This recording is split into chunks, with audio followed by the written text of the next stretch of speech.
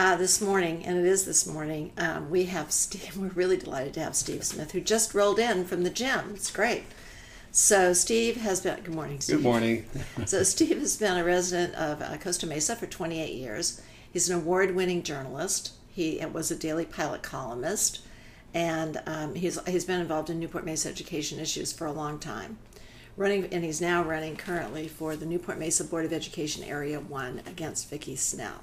So how are you doing again? Very Good? well, thank you. It's hard, isn't it? Right now, I'm being told this is the easy part. Yeah. As we get closer Just to the the election. beginning. Right. Yeah. Get closer to the election, it'll get tougher. Yeah. So. So I've got a couple of questions, Sure. and I'm going to ask you to be concise, as I'm going to ask the other candidates to be concise. What do you think are the three most important issues facing Newport Mesa this year? Right. First and foremost, number one, if I had a 1 through 10 list, this would be 1 through 8. Is trying to improve the schools on the west side of Costa Mesa. There are several of them that need some shoring up. That's my top priority. Number two, I want to try to provide more teacher support, not just for those schools, but for teachers all over the district, because I'm being told that their instructional time is being reduced because of a lot of bureaucratic issues and too much curricula. And I'd like to see what we can do to increase the instructional time and really let them do what they signed up to do, which is teach kids. Third, I want to try to reduce the amount of indifference that I see on the board, on the present board. The tremendous amount of complacency and indifference. That's great. So what is your understanding? Well, can I just ask a second question to that, if you don't mind? So what would you like to see done specifically for teachers, other than extend the day? Teachers they don't teach, they didn't get into the profession to get rich, Sandy. It's very important to them. They would really love to see kids grow and develop under their tutelage. That's really what they're looking for. That's their job satisfaction. And so what I'm being told by them is that A, they have too much to teach, and B, they have so many tests now to prepare kids for it, so much paperwork and bureaucracy that they have to do. So to whatever extent I can facilitate some reduction of the curricula, which is a Sacramento issue, or try to help within the district, whatever reporting they have to do, I'd like to try to do that. I can only try. I can only promise things that are within my control, but at least I can raise the issues. Okay, thank you. What's your understanding of restorative justice, and do you agree or disagree with it? Restorative justice, as you understand it. Yeah. No, restorative justice goes back, at least 25 years, and it was started to give victims some closure. They were supposed to meet with the perpetrator and have a dialogue and try to come to some middle ground, and that's somehow it got morphed into a school system. And I have to tell you that, to me, the use of restorative justice, at least in this district, is not the problem. It's a symptom of a problem. The problem is that the school board and the district administration doesn't seem to be able to make up their mind on how they're going to handle discipline. First, we didn't have zero tolerance. Then we did have zero tolerance. Then we didn't have zero tolerance, and now we have restorative justice. Well, we throw the discipline program du jour at kids, and there's no consistency. There hasn't been for a very long time. That's what I want, whether it's restorative justice or ZT, which I'm not in favor of.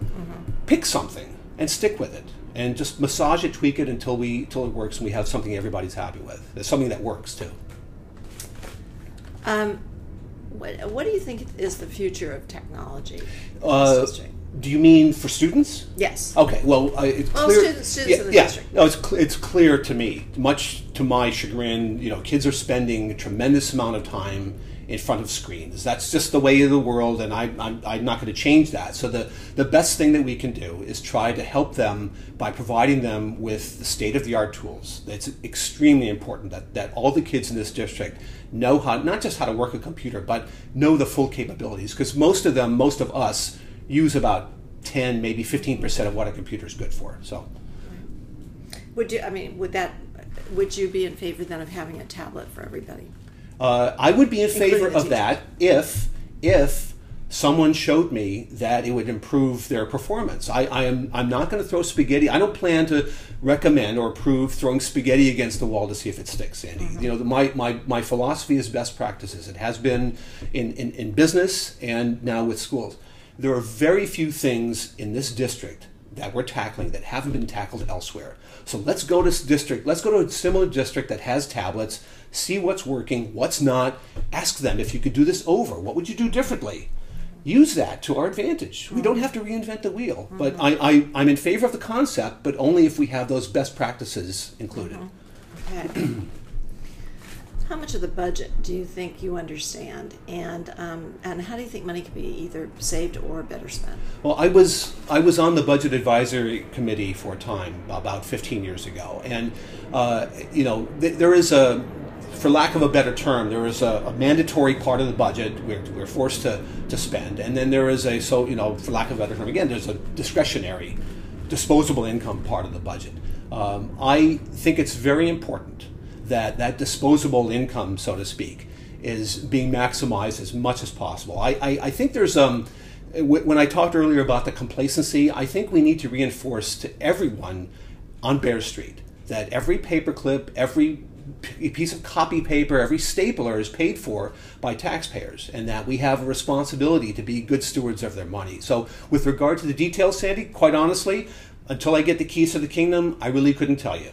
And the information I have is 15 years old. But just so you know the overall attitude. Yeah, I tried to go through the budget a little while back. Yeah. It's daunting. It's really daunting. Yes. So, continuing with that thought, would you be in favor then of having somebody advise the board about the budget that is not paid by the district? In other words, Paul Reed would not be the person, but there would be another person that would be, that the board would hire to examine the budget. Right. Not to find that anybody's done anything wrong. Well, I don't. Just take a look. Yeah, I think in the service that's a good idea. And quite frankly, I have no problem, and I think we should go through an audit every certain period, every few years, whatever that period of time happens to be. We should go through an audit. I have a friend who does that. He does it in the business world. He audits businesses and he looks for savings. That's what he does. He makes a very good living at it. So I think it's important that we open our books to some independent source from time to time, and someone who is very familiar with school district budgets to go through it and say, hey, you're spending too much here, you're doing great here, etc., and give us some report card. Right. Good. I'm afraid I've hurried you too much through this thing. So we have a little bit of time left. Okay. We have actually quite a lot of time left. So my favorite thing is an intern. Okay. So yes. I want everybody to have an intern, at least one. Would you be in favor of that? The board members? Yeah. Absolutely. Absolutely. I mean, there's enough work for 2, maybe 5. I don't know. It's like it, but at least one. Absolutely. I think would be a great learning experience for someone, and we would be, I think we would be grooming someone who eventually might be in one of those seats. And imagine coming in so informed by the time you get there on all the budget matters, all the rules and things. It would be fantastic. Yeah, it would be. It would be probably a UCI student and would get get credit. So right, and go through the campaign with you. Yes, that too. Yeah, of course. Okay, so let's go back to the things that you think are maybe you can elaborate a little bit more on the things that you think are the most important facing Newport. Can you just remind me again? Well, West Side schools, right. 1 through 8, teacher support. Okay, let's go back to that. What Sure. would you like to see done in the West Side schools? Clearly, I mean, my top goal is to see improvements, performance improve. Mm-hmm. I think that with regard to certain West Side schools, we have great teachers there, Sandy. We're not giving them the proper support. I think what is in order, and I said this in a column when we were looking for a new superintendent after Jeff Hubbard left, I recommended that we take a field trip. I even offered to go. Let's take a field trip to a particular school. It was in the San Fernando Valley, I believe in Pacoima, that had turned around. A school similar demographically to the ones on Costa Mesa's west side. Let's go there. Let's talk to the principal. What's working? What's not? What did you do to get from point A to point B, from failure to success? As I've said, it's a matter of best practices. Mm-hmm. Let's find out what other schools are doing. Has that not been done as far as you know with the board? Well, if it's been done, I don't think anyone would be running to give me credit for it. So I haven't. But wouldn't that be a part of what they would say, that they've been to different places? Because they do that at the end of. Well, I don't know that they have. I sure would like. I would applaud them if they have. But then I would wonder, okay, what did you learn from that? What's been applied and why isn't it working? Mm-hmm. Okay, so we still have a lot of time. So why would people want to vote for you rather than to vote for someone else? Okay, I would vote for me. my wife would vote for me. There you go. That's two. I cannot promise anything that I can't control. So what I can promise a very dedicated work ethic, which I've proven on over my course of my career. I can promise a level of communication throughout the community that is unprecedented, and I've already started it with a blog that I have, and I've gotten very good response. How can people find your blog? The blog is at stevesmith.wordpress.com. And I'm contributing, every couple of days or so. People feed me things to talk about. There are things that are on my mind. They're mostly short reads, but anyone who goes there, for example, is going to see a couple of weeks ago. They'll see my position on almost all of the major issues facing the district. It was like a position paper. I looked for your blog. I mean, I actually found it at some point, and I'm not quite sure how I did it, but it's not on your Facebook page. Not yet. Okay. Not yet. No. So no, I mean it's not the address. The URL is not there. Right.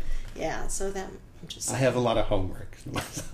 Yeah, I like the idea of a blog, though. Is anybody else doing that, or any of the other trustees doing that? I don't know of any.